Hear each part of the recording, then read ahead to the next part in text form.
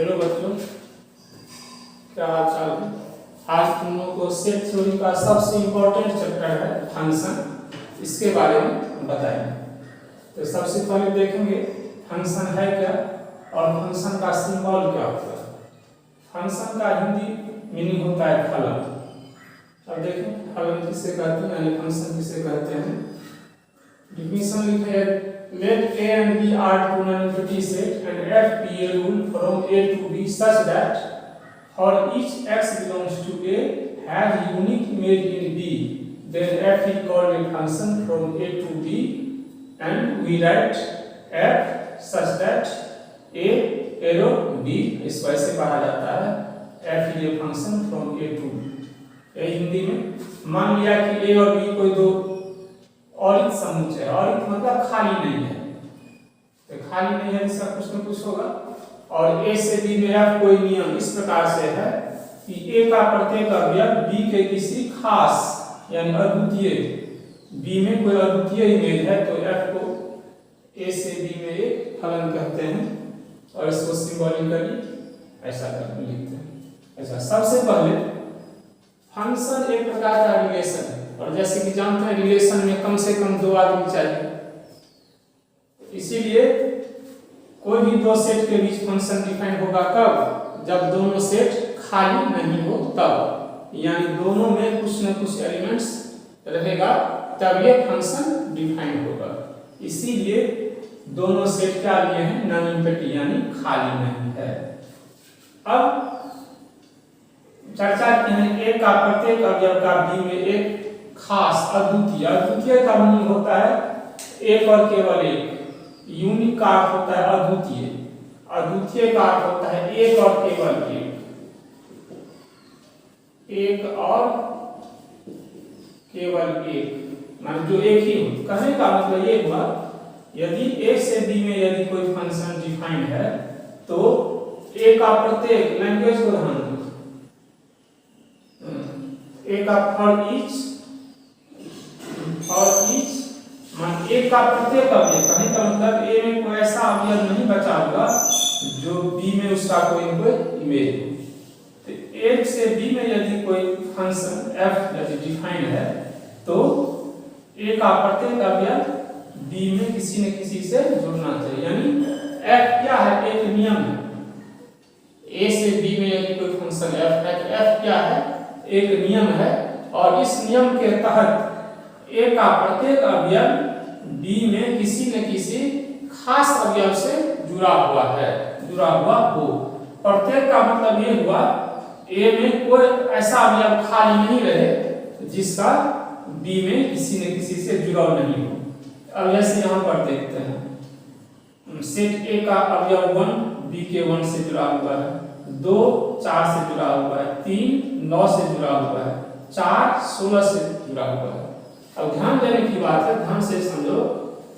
अब 18 B set B में 18 एक ऐसा एलिमेंट्स है जो किसी से जुड़ा हुआ नहीं है, तो डिफिनेशन में क्या है, ए का प्रत्येक अवयव इधर खाली नहीं रहना चाहिए। जैसे मान लिया थोड़ी देर के लिए हम कोई एलिमेंट्स ए में 5 लेते हैं और अभी ये 5 बी के किसी एलिमेंट्स नहीं जुड़ा हुआ है तो उस स्थिति में फंक्शन डिफाइन नहीं होगा, यानी फलन f जो है वह डिफाइन नहीं होगा।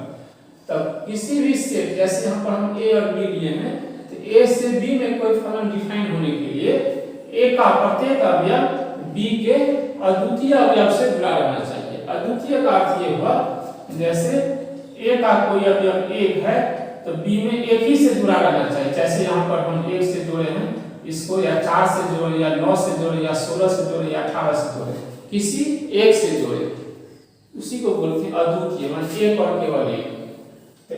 फिर से समझिए, यदि a से b में यदि कोई फलन f डिफाइन होगा तो a का प्रत्येक अवयव b के किसी एक ही अवयव से जुड़ना चाहिए, यानी a में कोई भी अवयव ऐसा नहीं होना चाहिए जो b के किसी न किसी अवयव से जुड़ा हुआ हो। लेकिन b में ऐसा अवयव हो भी सकता है जो a के किसी न किसी से जुड़ा हुआ नहीं होना चाहिए, जैसे यहाँ पर 18 है। ऐसा नहीं हो सकता है b का सारे अवयव भी a के अवयव से जुड़ा हुआ हो, और नहीं भी जुड़ा हुआ हो, जैसे यहाँ पर b का सारे अवयव a के किसी न किसी से जुड़ा हुआ है और यहाँ पर नहीं जुड़ा हुआ है, तो दोनों स्थिति में फंक्शन डिफाइन होगा। ध्यान यही रखना है जो एक साइड का कोई भी ऐसा एलिमेंट्स नहीं रहे जो b में किसी न किसी से जुड़ा हुआ नहीं होना चाहिए। अब यहाँ पर 5 है, तो इस स्थिति में भी ये फंक्शन डिफाइन नहीं है। अब इस 5 को हटा देते हैं। अब ये फलन क्या हो गया, a से b में f फलन डिफाइन है। अब जैसे फंक्शन f के अंतर्गत सेट a का अवयव b में से जुड़ा हुआ है, तो इस साइड का अवयव इस साइड का इमेज कहलाता है। जैसे एक जुड़ा है एक से, तो इस एक का इमेज एक ही हो गया। 2 जुड़ा है 4 से, तो 2 का इमेज हो गया 4, 3 का इमेज हो गया 9, 4 का इमेज हो गया 16, और इधर से 1 का प्री इमेज 1, 4 का प्री इमेज 2, 9 का प्री इमेज 3, 16 का प्री इमेज 4। अब इसमें कुछ टर्म होता है, डोमेन, कोडोमेन, रेंज। डोमेन को कहते हैं प्रांत, हिंदी शब्द है इसका प्रांत, इसका हिंदी शब्द है सप्रांत, इसको परिसर कहते हैं। यानी डोम एफ का फुल फॉर्म हुआ डोमेन ऑफ एफ, यानी फलन एफ का प्रांत। अब कोई फंक्शन जैसे ए से बी में डिफाइन होता है, तो ए के सारे एलिमेंट्स के सेट को उस फंक्शन का डोमेन कहते हैं। जैसे 1 2 3 4 इसका अवयव है, तो 1 2 3 4 से जो सेट बना है वह फंक्शन एफ का डोमेन हो गया। अब ए से बी में कोई फंक्शन डिफाइन है, जैसे यहाँ पर है, तो सेट बी के सारे एलिमेंट्स के जो सेट बनता है, यानी कहने का मतलब सेट बी, तो वह फंक्शन एफ का कोडोमेन कहलाता है, सप्रांत कहलाता है। और रेंज क्या होता है, जैसे कोई फंक्शन जैसे यहाँ से ए से बी में है, तो ए का इमेज 1 का इमेज 1, 2 का इमेज 4, 3 का इमेज 9, 4 का इमेज 16, यानी फंक्शन एफ के अंतर्गत जो इमेज होगा दाहिने तरफ, माने फंक्शन बी माने सेट बी का अवयव, उस अवयवों के सेट को हम बोलते हैं रेंज। अब ये 1 भी जुड़ा हुआ है, 4 भी जुड़ा हुआ है, 9 भी जुड़ा हुआ है, 16 भी जुड़ा हुआ है, तो इसका रेंज हो जाएगा 1 4 9 16। अब यहाँ पर देखते हैं 1 भी जुड़ा है 2 से और 3 भी जुड़ा है 2 से, तो कहने का मतलब एक ही से जुड़ा हुआ है 2 से, 3 एक ही से जुड़ा हुआ है 2 से, तो इस स्थिति में फंक्शन डिफाइन होगा, क्योंकि f1 2 है और 3 भी 2 है। कहने का मतलब 1 केवल 2 से जुड़ा हुआ है और 3 भी केवल 2 से जुड़ा हुआ है, तो इस नियम का फॉलो करता है, इस नियम का पालन करता है, इसलिए फंक्शन डिफाइन होगा। और यहीं पर अच्छा, अब f1 बराबर 2, यानी फंक्शन f के अंतर्गत 1 का इमेज हो गया 2, 3 का इमेज हुआ 3, 5 का इमेज हो गया 4, 7 का इमेज हो गया 8। एक तो हम लिख देते हैं 1 का इमेज बराबर 2, यहाँ पर लिखते हैं 2 का इमेज 4 इससे, और 3 का इमेज और 4 का प्री इमेज इसको बोलते हैं, 4 का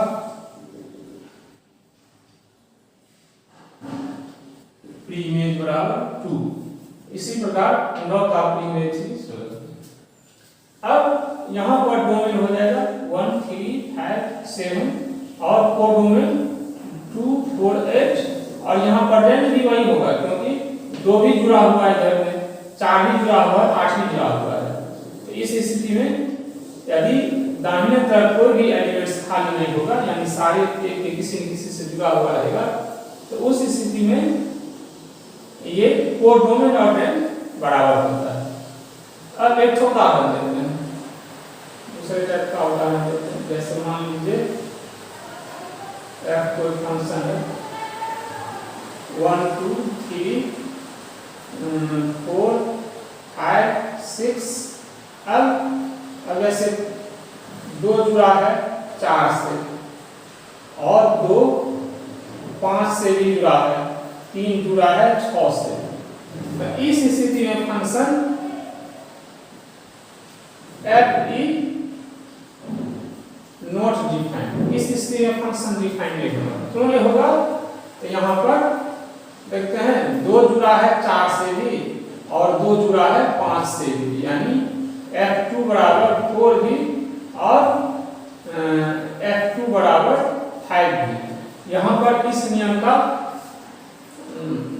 फॉलो नहीं करता है। इस नियम के मुताबिक कोई भी अवयव जो है ए से बी में यदि कोई फंक्शन डिफाइंड है, ए का कोई भी एलिमेंट्स बी के किसी एक ही से जुड़ना चाहिए, यानी ए के किसी भी एलिमेंट्स का बी में एक ही मेज होना चाहिए। लेकिन यहाँ पर देखते हैं 2 का 2 ठो मेज हो गया, 2 का मेज 4 भी हो गया और 2 का मेज 5 भी हो गया, इसीलिए ये फंक्शन डिफाइंड नहीं होगा।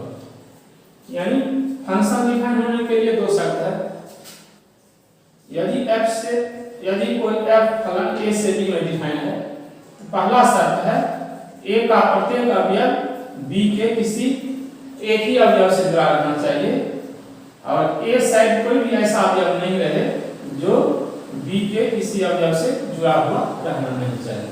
तो 2 शर्त हो गए फंक्शन डिफाइंड होने का। a के प्रत्येक अवयव का b में यूनिक इमेज होना चाहिए और a में कोई भी ऐसा एलिमेंट नहीं होना चाहिए जो b के किसी एलिमेंट से जुड़ा हुआ नहीं होना चाहिए। इस स्थिति में फंक्शन डिफाइंड नहीं होगा।